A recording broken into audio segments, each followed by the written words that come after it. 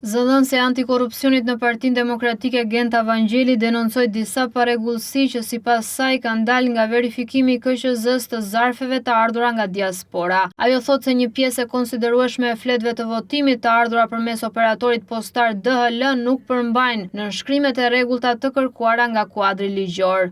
Duke ndjekur zhvillimet më të fundit dhe verifikimet në vijim nga ana e Komisionit Qendror të Zgjedhjeve, mbi zarfet e votimit të ardhura nga diaspora, vijojmë të shprehim shqetësimin ton serioz për mënyrën si është trajtuar dhe administruar ky proces. Sipas të dhënave zyrtare, një pjesë e konsiderueshme e fletëve të votimit të ardhura përmes operatorit postar DHL nuk përmbajnë nënshkrimet e rregullta konform kuadrit ligjor. Konkretisht janë konstatuar raste të shumta ku në vend të nënshkrimit të çdo votuesi nga diaspora janë gjetur dhe konstatuar viza, pika, iniciale, simbole të tjera pa asnjë vlerë identifikuese apo pafund raste kur mungon plotësisht çdo formë nënshkrimi nga zgjedhësi. Po ashtu janë evidentuar fleta të dorëzimeve postare të mbushura me të njëjtin dorëshkrim, çka ngre dyshime serioze mbi plotësimin e kushteve ligjore të vlefshmërisë së votës nga diaspora, sepse ligji parashikon se marrja e votës me postë ndërkombëtare duhet bërë kështu: a. individualisht, b. në adresën e regjistruar të zgjedhësit në KQZ dhe c. me nënshkrimin pas paraqitjes të një mjeti identifikimi. Vangjeli shton se mungesa e elementeve ligjor bën që të zerohet procesi i votës së diasporës. Prova që vetë KQZ ka sjellë tregojnë një masë shumë të madhe rastesh ku këta 3 element ligjor nuk janë përmbushur për votën e diasporës. Rrjedhimisht ato vota nuk janë të vlefshme, janë të palishme dhe zerojnë procesin e diasporës.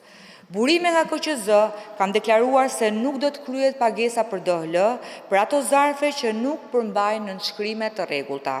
Ndërkohë, lindin disa pyetje themelore që kërkojnë sqarim publik. 1.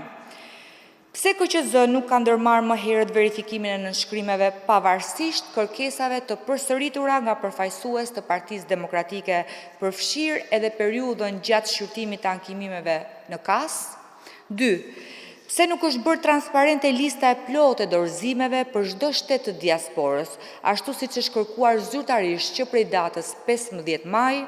3. Pse provat e ardhura nga vendet me numër më të madh votuesi si Shtetet e Bashkuara, Mbretëria e Bashkuar, Gjermania apo dhe Italia, e cila kryeson për nga numri i votuesve, janë vënë në dispozicion vetëm pasi trupa e KAS kishte rrëzuar shumicën e ankimimeve të Partisë Demokratike? Është e papranueshme që KQZ të kujtohet për shkeljet kontraktuale DHL-s vetëm pasi është siguruar se këto probleme nuk do të ndikojnë më në vendimarrjen e institucioneve të ankimimit. Ky veprim nuk mund të konsiderohet thjesht dhe vetëm rastësi.